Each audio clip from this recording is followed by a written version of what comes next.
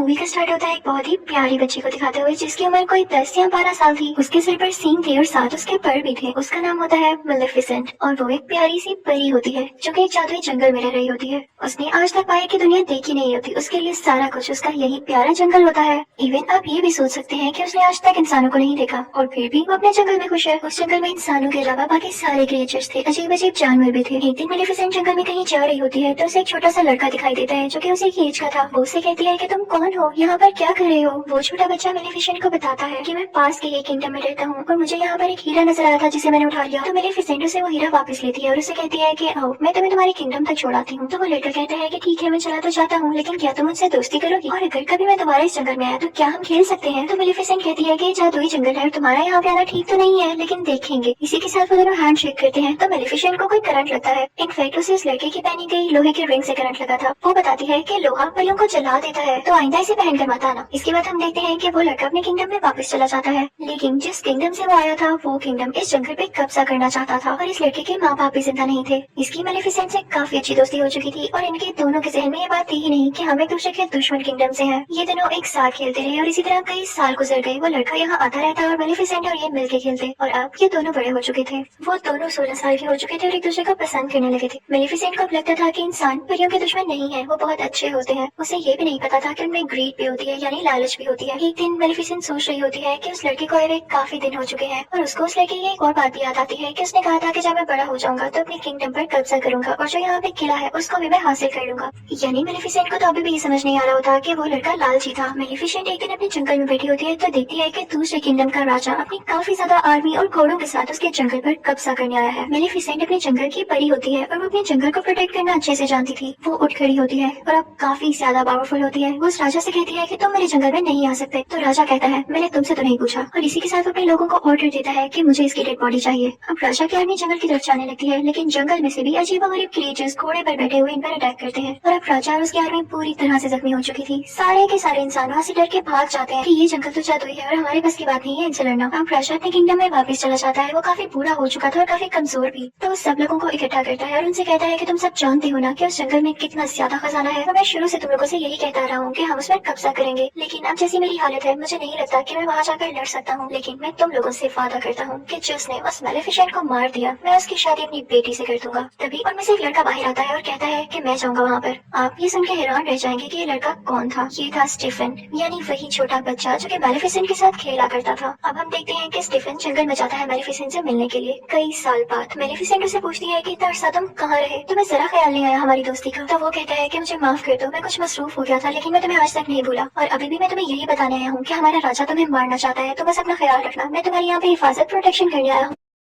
और इसके बाद वो दोनों बातें करने लगते हैं। मेलेफिसेंट उससे कहती है कि मैंने तुम्हें माफ किया, क्योंकि उसको नहीं पता होता कि इंसान किस कदर बुरे हो सकते हैं। वो उस पर यकीन जो कर लेती है। लेकिन स्टीफन बहुत लालची इंसान था। वो उसे कोई नशे की दवाई पिला देता है पानी में, जिससे वो बेहोश हो जाती है। उसके बाद स्टीफन चाकू उठाता है और उसे मारने लगता है, लेकिन नाकाम रहता है। और फिर अगली सुबह जब हम देखते हैं कि मेलेफिसेंट की आंख खुलती है तो उसके पर नहीं होते, वहाँ पर उसके जख्म हुए होते हैं, जिसे देख के मेलेफिसेंट को अपनी आंखों पर यकीन नहीं आता और वो चिल्लाने लगती है, रोने लगती है, क्योंकि उसके खूबसूरत पर अब उसके साथ नहीं रहे थे। वो अब परों वाली परी नहीं रही थी। दूसरी तरफ हम देखते हैं कि स्टीफन मेलेफिसेंट के पर लेके राजा के पास आता है और कहता है कि ये ले, मैंने आपसे किया हुआ वादा पूरा कर दिया। राजा उससे बहुत खुश होता है और उससे पर लेके उसे इस किंगडम का राजा बना देता है और यहाँ पे स्टीफन का भी ख्वाब पूरा हो चुका था, उस लालची इंसान का ख्वाब। दूसरी तरफ जंगल में हमें मेलेफिसेंट दिखाई जाती है जो कि काफी उदास थी, क्योंकि वो अब उड़ जो नहीं पाती थी। वो एक दिन जंगल में चलकर कहीं जा रही होती है कि देखती है कि एक शिकारी किसी कफे को मारने वाला है। उसे ये सब चीजें बर्दाश्त नहीं होती थी, तो वो फौरन से उस कफे को इंसान बना देती है और वो शिकारी बेचारा वहाँ से डर के भाग जाता है। वो कौवा जो कि अब इंसान बन चुका था उसके पास आता है और कहता है कि थैंक यू, लेकिन आपने ऐसा क्यों किया। तो मेलेफिसेंट कहती है कि मैं नहीं बता सकती, बस मेरे दिल में रहम आ गया। तो वो कौवा कहता है कि अब मैं आपकी सारी जिंदगी खिदमत करूंगा, आप जो मुझसे कहेंगे मैं आपकी हर बात मानूंगा। वो इंसान बनने पे काफी खुश होता है। तो मेलेफिसेंट भी इस बात से एग्री हो जाती है और उसका नाम डीएवेल रखती है। हम डीएवेल उस इन्फॉर्मेशन ला कर देता था। मेलेफिसेंट को पता चलता है कि स्टीफन ने सिर्फ और सिर्फ राजा बनने की लालच में उसके पर काटे, तो उसे इंसानों से नफरत होने लगती है। उसका ट्रस्ट इंसानों पर से खत्म हो जाता है। फिर हम देखते हैं कि उस तरफ किंगडम में स्टीफन की राजा की बेटी के साथ शादी हो चुकी थी और अब उसकी बेटी बेटी भी पैदा होती है। वहाँ पे काफी ज्यादा सेलिब्रेशन हो रही होती है और किसी को कुछ पता नहीं होता कि वहाँ पे कौन कौन आ रहा था, कितनी कितनी दूर से आ रहा था। और इसी चीज का फायदा उठाते हुए मेलेफिसेंट भी वहाँ पर जाती है और उसे विश करने लगती है। वो उस छोटी बेबी से कहने लगती है कि तुम बहुत प्यारी हो, लेकिन जैसे ही तुम 16 साल की होगी तुम्हारे हाथ में एक सुई चुभेगी, जिसके बाद तुम्हारी डेथ हो जाएगी, तुम्हारी मौत हो जाएगी। तो स्टीफन उसके आगे खिड़खिड़ाने लगता है और कहता है कि ऐसा नहीं करो, तुम मेरा बदला मेरी बेटी से क्यों ले रही हो। तो मेलेफिसेंट कहती है कि मैं भी एक लड़की थी और याद है तुमने मेरे साथ क्या किया था। मेलेफिसेंट के दिल में अभी भी कुछ रहम बाकी होता है तो वो स्टीफन से कहती है कि एक सोल्यूशन है, अगर तुम्हारी बेटी को उसके 16th बर्थडे पे उसका सच्चा प्यार मिल गया तो उसकी जान बच सकती है। स्टीफन इस बात से काफी परेशान हो जाता है और 3 छोटी छोटी परियों को बुलाता है और कहता है कि मेरी बेटी को यहाँ से दूर ले जाओ और जब तक ये 16 साल की नहीं हो जाती इसे यहाँ मत लेकर आना, वरना इसका कर्ज सच्चा हो जाएगा। उसके बाद वो निकलता है जंगल पर अटैक करने के लिए, लेकिन ऐसा नहीं कर पाता क्योंकि जंगल की बाउंड्रीज को मेलेफिसेंट ने कवर कर रखा था अपनी पावर से और अब कोई भी इंसान उस जंगल में नहीं आ सकता। फिर हम देखते हैं कि वो प्रिंसेस जो स्टीफन की बेटी होती है उसका नाम अरोरा होता है और वो 3 परियों से लेकर काफी दूर चली गई होती है, लेकिन मेलेफिसेंट को अभी भी उसका मुकाम पता था कि वो किस जगह पर रह रही है। वो उसे डराने की कोशिश करती है लेकिन वो छोटी बच्ची यानी प्रिंसेस अरोरा हंसने लगती है और अब मेलेफिसेंट का दिल भी उसके लिए सॉफ्ट होने लगा था क्योंकि मेलेफिसेंट एक अच्छी परी थी, वो जालिम औरत नहीं थी। वो 3 परियां जो प्रिंसेस अरोरा की केयर करती थी काफी ज्यादा केयरलेस थी और अक्सर मेलेफिसेंट खुद प्रिंसेस अरोरा की जान बचाती थी, कभी पहाड़ से नीचे गिरने से, कभी दरख्त से गिरने से। वक्त के साथ साथ प्रिंसेस अरोरा बड़ी होने लगती है। अब प्रिंसेस अरोरा पूरे 15 साल की हो चुकी थी, यानी उसका कर्ज पूरा होने में सिर्फ 1 साल बचा था। अब वो 3 परियों से जिस जगह पर लेकर आई थी वो एक बाउंड्री के अंदर थी और उसके आसपास काफी ऊंची ऊंची लकड़ियां थी।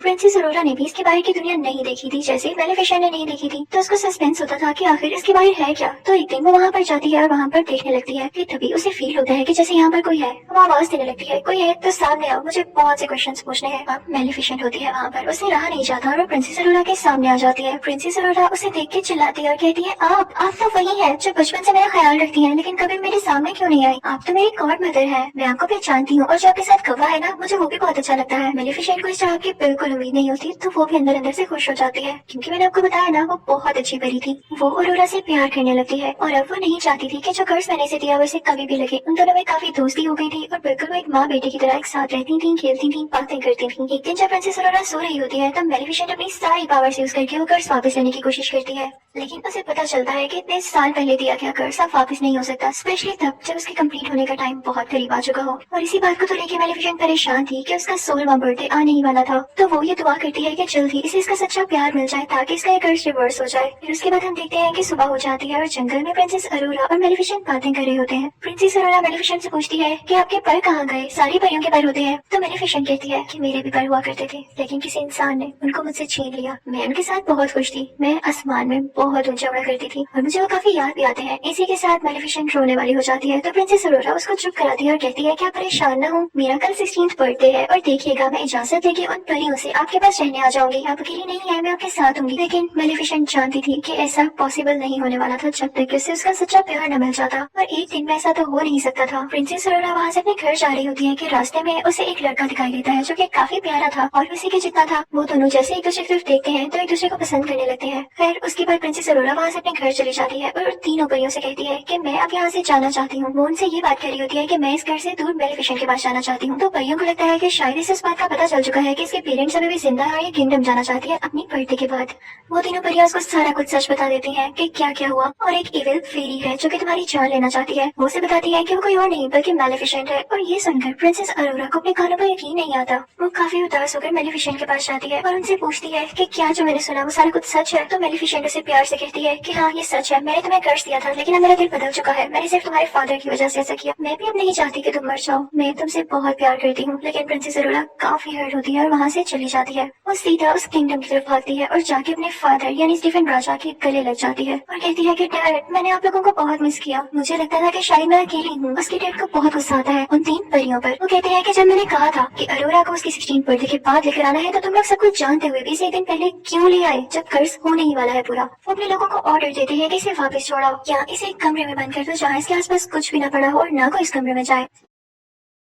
लेकिन वो राजा कर्ज को रोक थोड़ी सकता था। तब जैसे ही प्रिंसेस अरोरा का 16th बर्थडे आता है तो कर्ज के असर में प्रिंसेस अरोरा खुद ब खुद उस जगह पर चली जाती है जहाँ पर स्पिनिंग व्हील्स पड़े होते हैं और उन पर सुइयां लगी होती हैं। वो कर्ज की वजह से उस सुई को अपने आप ही टच कर लेती है और फिर बेहोश हो जाती है, गहरी नींद में चली जाती है। राजा बहुत परेशान होता है क्योंकि अब उसकी बेटी गहरी नींद में जा चुकी थी और कभी भी उठने वाली नहीं थी। उधर मेलेफिसेंट को भी काफी दुख हो रहा होता है तो उस लड़की को बुलाती है जो कि प्रिंसेस अरोरा को उस दिन रास्ते में मिला। उसे लगता है कि हो सकता है कि ये दोनों एक दूसरे को पसंद करने लगे हों और अगर ये प्रिंसेस अरोरा को मिल जाए तो प्रिंसेस अरोरा जाग जाए तो मेलिफिसेंट उस लड़के को लेके वहाँ पर जाती है जहाँ पर प्रिंसेस अरोरा सो रही होती है। उसी दौरान वहाँ पर वो मौजूद जो परी होती है जो प्रिंसेस अरोरा का ख्याल रखा करती थी, वो राजा से कहती है कि आप प्रिंसेस अरोरा के फादर हैं, आप उसके माथे पर चूमे, हो सकता है कि वो जाग जाए, हो सकता है आप उसका सच्चा प्यार हो। तो किंग स्टीफन कहता है कि नहीं, मैं कभी किसी का सच्चा प्यार नहीं हो सकता, मैंने मेलिफिसेंट को धोखा दिया और उसी लिए ये सब कुछ हो रहा है। अब जब मेलिफिसेंट उस लड़के को यहाँ पर आती है और वो प्रिंसेस अरोरा के पास जाता है तो प्रिंसेस अरोरा नहीं जागती। मेलिफिसेंट को पता चल जाता है कि ये इसका ट्रू लव नहीं है। मेलिफिसेंट ये देख के रोने लगती है और उसे कहती है कि मैं तुम्हें बहुत याद करूंगी, मुझे तुम्हारी स्माइल याद आएगी, मैं तुम्हें कभी नहीं भुला पाऊंगी। और ये कह के मेलिफिसेंट रोते हुए उसके माथे पर किस करती है और वहाँ से जाने लगती है। लेकिन तभी उसे पीछे से आवाज आती है, रुकिए गॉड मदर, और ये आवाज प्रिंसेस अरोरा की होती है। जी हाँ, प्रिंसेस अरोरा का ट्रू लव, उसका सच्चा प्यार मेलिफिसेंट ही थी, क्योंकि वो उसे दिल से प्यार करती थी। प्रिंसेस अरोरा मेलिफिसेंट से कहती है कि मैं आपके साथ जंगल में रहना चाहती हूँ। तो मेलिफिसेंट उसे अपने साथ लेके जाने लगती है, लेकिन तभी पीछे से स्टीफन के लोग उन पर जाल डाल देते हैं। वो लोहे का जाल होता है जो कि परियों को जला सकता था। मेलिफिसेंट यहाँ पे बहुत बेबस हो जाती है और अपने कफे को ड्रैगन बना देती है। वो कौवा यानी जो कि अब ड्रैगन था अपने मुंह से आग निकालने लगता है, वहाँ पर मौजूद सारे लोगों को जला देता है। मेलिफिसेंट अब आजाद भी हो जाती है, लेकिन तभी यहाँ पर आता है किंग स्टीफन अपने कुछ लोगों के साथ और इसने लोहे की शील्ड पहनी होती है ताकि मेलिफिसेंट को हमेशा के लिए मार दे। दूसरी तरफ प्रिंसेस अरोरा को मेलिफिसेंट के वही पर नजर आ जाते हैं। वो पर मूव कर रहे होते हैं, जैसे उन्हें भी पता चल गया हो कि उनकी मालिक यहाँ पर है। प्रिंसेस अरोरा उन परों को आजाद कर देती है और वो खुद ब खुद मेलिफिसेंट के साथ जाके लग जाते हैं। मेलिफिसेंट दोबारा सोने लगती है और स्टीफन को अपने साथ उड़ा लेती है, लेकिन उसे बिल्डिंग से नीचे नहीं गिराती। स्टीफन उस पर अटैक करने लगता है, जिसकी वजह से वो दोनों ही बिल्डिंग से नीचे गिरने लगते हैं, यानी कैसल से। स्टीफन ने मेलिफिसेंट के परों को पकड़ा होता है ताकि वो उड़ न सके, लेकिन जैसे ही वो लोग जमीन पर गिरने वाले होते हैं मेलिफिसेंट अपने पर खोल लेती है और उड़ जाती है। लेकिन इस वजह से स्टीफन जमीन पर गिरकर मर जाता है, यानी अब ये लालची आदमी इस दुनिया में नहीं रहा था, सब कुछ ठीक हो चुका था। अगली सुबह हम देखते हैं कि मेलिफिसेंट उन सब बाउंड्रीज को हटा देती है जो उसने जंगल के खेत बनाई हुई थी। वहाँ पर दोबारा से फूल खिलने लगते हैं, ग्रीनरी वापस आ जाती है। उसके बाद वो प्रिंसेस अरोरा से कहती है कि आज के बाद तुम इस जंगल की रानी हो, और वहाँ का किंगडम और ये जंगल आपस में मिल जाते हैं और सब बहुत हंसी खुशी जिंदगी गुजारने लगते हैं। यहाँ पर मेलिफिसेंट पार्ट 1 एंड हो जाता है और आपको एक्सप्लेन करूंगी मेलिफिसेंट पार्ट 2। मूवी शुरू होती है तो हम देखते हैं कि कुछ लोग उसी जादुई जंगल में जहाँ मेलिफिसेंट रहती थी वहाँ पर आकर कुछ जादुई क्रीचर्स को चुरा रहे होते हैं और इसी दौरान मेलिफिसेंट भी आ जाती है। मेलिफिसेंट उन तीनों में से 2 आदमियों को तो पकड़ लेती है, लेकिन तीसरा वहाँ से वो क्रीचर चुराकर दूर जंगलों में भाग जाता है जहाँ पर ग्लोइंग फ्लावर्स निकले हुए थे। वो आदमी वहाँ से एक किंगडम की तरफ भाग जाता है। वो एक दरवाजा खोलता है तो उसमें से एक होल में से हमें किसी आदमी का हाथ दिखाई देता है। वो आदमी जिसने वो क्रिएचर चुराया उस आदमी को वो क्रिएचर दे देता है। उसके कपड़ों पर वही ग्लोइंग फ्लावर भी लगा होता है जिसे वो आदमी ले लेता है और इन दोनों चीजों के बदले में उसे पैसे देता है। फिर हमें ये भी दिखाया जाता है कि उस किंगडम के लोग अभी तक मेलिफिसेंट को दिल से अच्छा नहीं मानते थे। वो समझते थे कि इसने हमारी प्रिंसेस को चुराया और ये हमेशा से प्रिंसेस अरोरा को मारना चाहती थी। अब सीन चेंज होता है और हम प्रिंसेस अरोरा को जंगल में काफी खुश देखते हैं। वो वहाँ की रानी जो बन चुकी थी और डिफरेंट क्रिएचर्स के साथ डांस कर रही थी। सब लोग उसके पास अपने अपने मसले लेकर आते थे। उसे बताया जाता है कि यहाँ से क्रिएचर गायब हो गई है, वही क्रिएचर जो कि वो आदमी चुरा कर भागा था।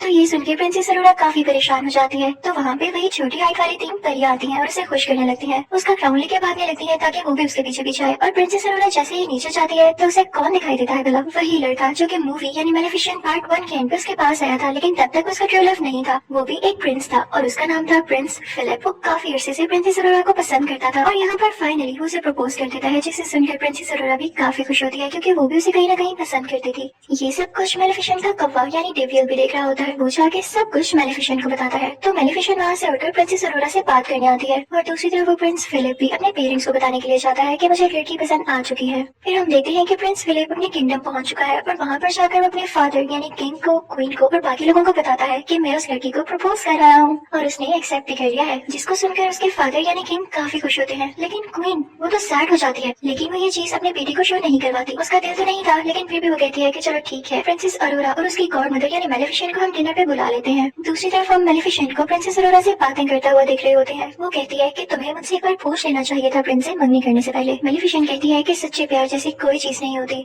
लड़के हमेशा धोखा देते हैं, तभी तो तुम्हारा ट्रू लव मैं बनी, मैं तुमसे दिल से प्यार करती हूँ, इसलिए तुम्हारा भला कह रही हूँ। तो प्रिंसेस अरोरा कहती है कि प्लीज आप ऐसा ना सोचें, अगर किसी ने आपको धोखा दिया तो हो सकता है कि बाकी दुनिया के लोग ऐसे ना हो। तो मेलिफिसेंट कहती है कि ठीक है, मैं तुमसे प्यार करती हूँ, इसलिए तुम्हारी बात मान रही हूँ। अब हम देखते हैं कि वो दिन आ चुका है जब इन दोनों फैमिलीज में एक साथ डिनर है। तो क्वीन जो कि प्रिंस फिलिप की मदर थी, वो अपनी एक सीक्रेट क्लोजेट में जाती है। वो जब वहाँ पर जा रही होती है तो हमें ये दिखाया जाता है कि वो एक आयरन फैक्ट्री है। वो क्वीन जब वहाँ से गुजर रही होती है तो हमें ये भी दिखाया जाता है कि वहाँ पर वही ग्लोइंग फ्लावर होता है और उसी के साथ वो क्रिएचर भी होती है जो कि एक आदमी ने चुराया था। और वो क्वीन जाके उस आदमी फिर से कहती है कि जल्दी अपना काम पूरा करो, वक्त बहुत कम है। और तभी वहाँ पर हम स्पिनिंग व्हील को भी देखते हैं जिस पर सेम सुई लगी होती है। ये सीन था ना काफी मिस्टीरियस कि हमें क्वीन के प्लान्स के बारे में कुछ नहीं पता चल पाता। और फिर यहाँ पे सीन चेंज हो जाता है। अब दूसरी तरफ जंगल में मेलेफिसेंट उसका कौवा जो कि इंसान की शक्ल में ही था और प्रिंसेस अरोरा डिनर पर जाने के लिए तैयार हो जाते हैं। काफी प्यारी लग रही होती है प्रिंसेस अरोरा। मेलेफिसेंट जैसे ही उस किंगडम में पाँव रखती है तो सारे लोग उसे डर के छुपने लगते हैं और कुछ लोग तो अपने वेपन्स भी निकाल लाते हैं। उनको ये लग रहा होता है कि मेलेफिसेंट एक पूरी चुड़ैल है, लेकिन मेलेफिसेंट इन सबको एंजॉय कर रही होती है और उन्हें कुछ भी नहीं कहती, बस मुस्कुराती रहती है।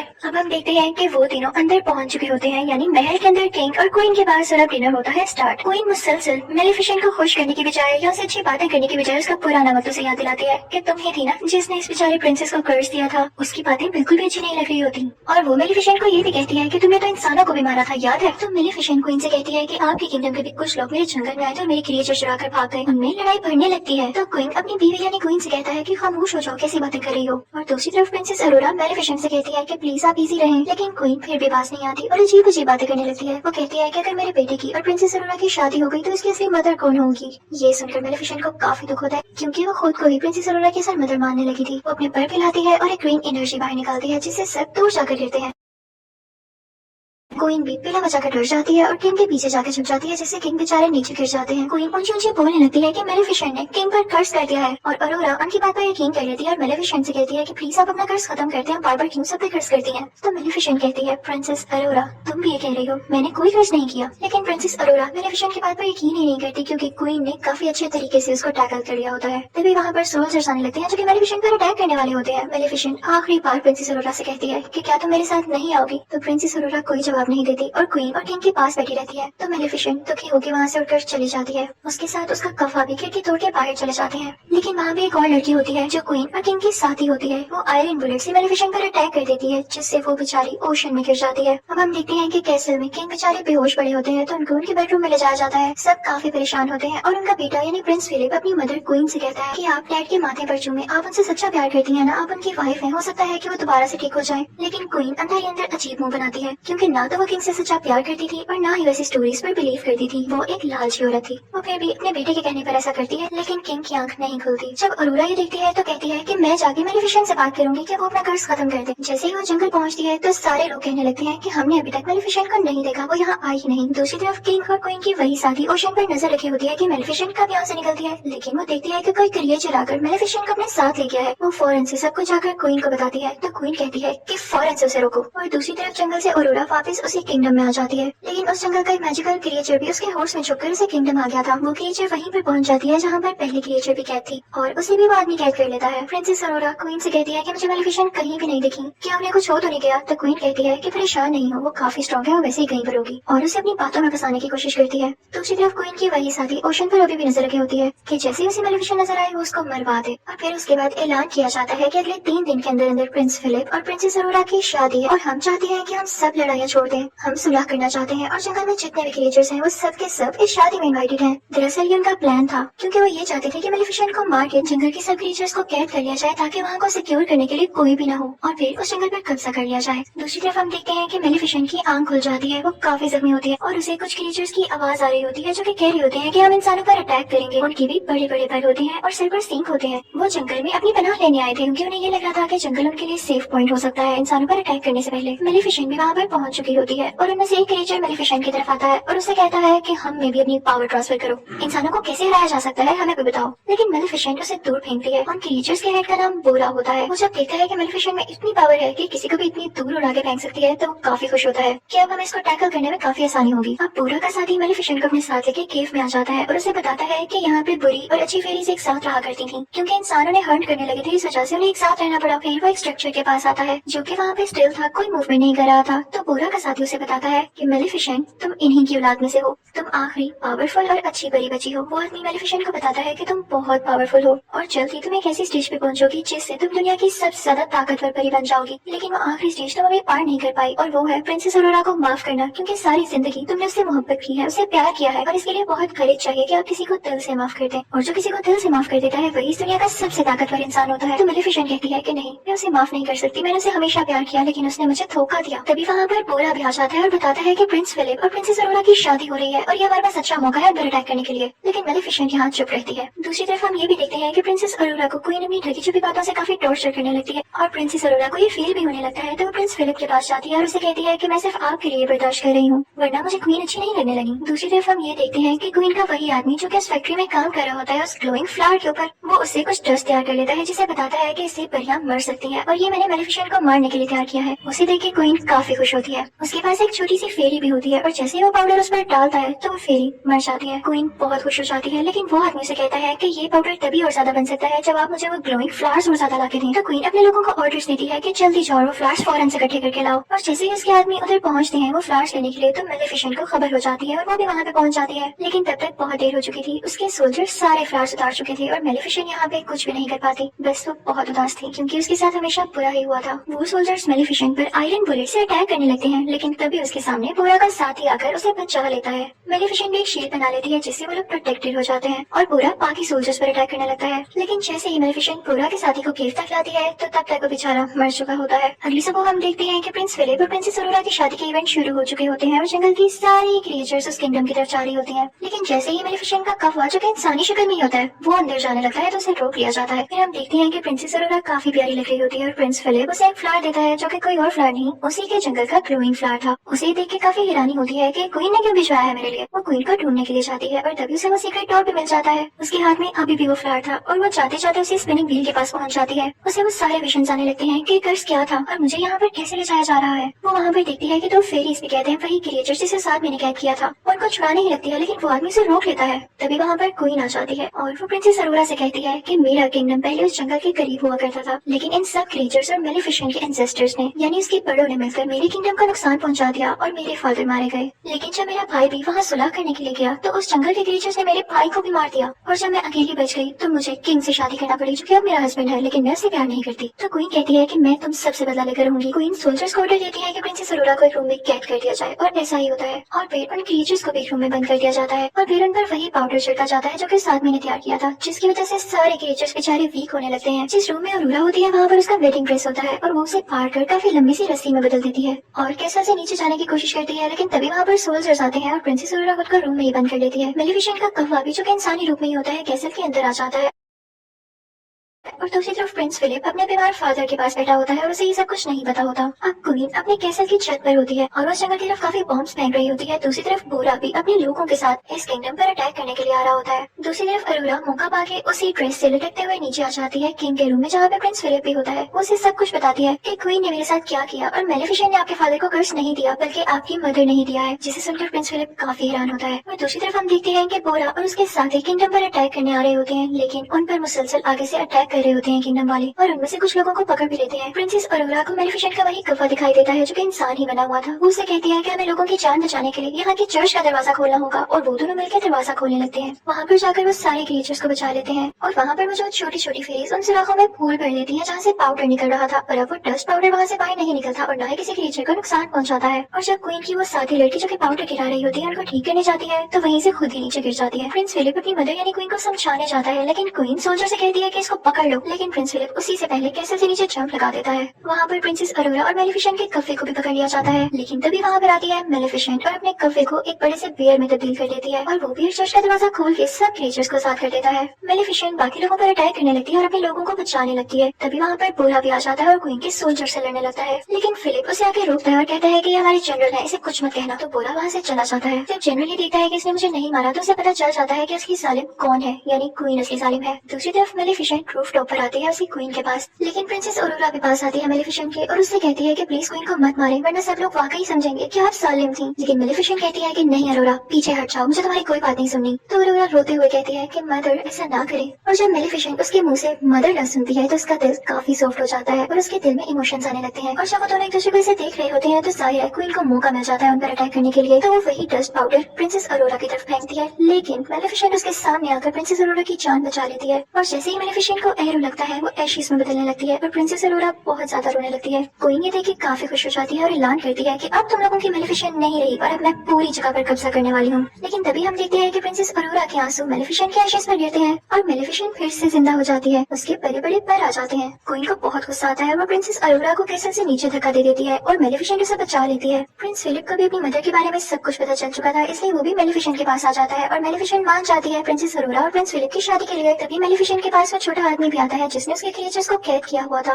वो उसके क्रिएचर्स छोड़ते थे और उसे वही सुई देता है जिसकी वजह से वो कर्स फैला। अब सबको पता चल जाता है कि कर्स फैलाने वाली असली क्वीन ही थी। अब किंग भी जाग चुका था और क्वीन को बोरा के लोग पकड़ लेते हैं और उसे फेंकते हैं। मेलिफिसेंट उसे कोर्ट में बदल देती है और वहाँ की सारी जगह को फूलों से सजा देती है और फिर वो बोरा से कहती है कि तुम लोग अच्छे क्रिएचर्स हो, तुम हमारे साथ रह सकते हो। और फिर उसके बाद वो अरोरा को वेडिंग ड्रेस पहनाती है और वो ऐलान करती है कि हम सारे मिलकर रहेंगे एक यूनियन में। और उसके बाद प्रिंस फिलिप की और प्रिंसेस अरोरा की शादी हो जाती है। किंग भी काफी खुश होता है और सारे क्रिएचर्स सारे लोग उनके लिए क्लैपिंग कर रहे होते हैं और यहाँ पर दोनों किंगडम्स मिल जाते हैं और हंसी खुशी रहने लगते हैं। और फिर मेलिफिसेंट प्रिंसेस अरोरा और प्रिंस फिलिप से कहती है कि अब मैं तब दोबारा यहाँ पर आऊंगी जब तुम लोगों का क्यूट सा बेबी होगा। और फिर मेलिफिसेंट यहाँ से चली जाती है और सब कुछ पीसफुल हो जाता है। यहीं पर यह मूवी यानी मेलिफिसेंट पार्ट 2 भी खत्म हो जाता है। Thank you for watching. Good bye.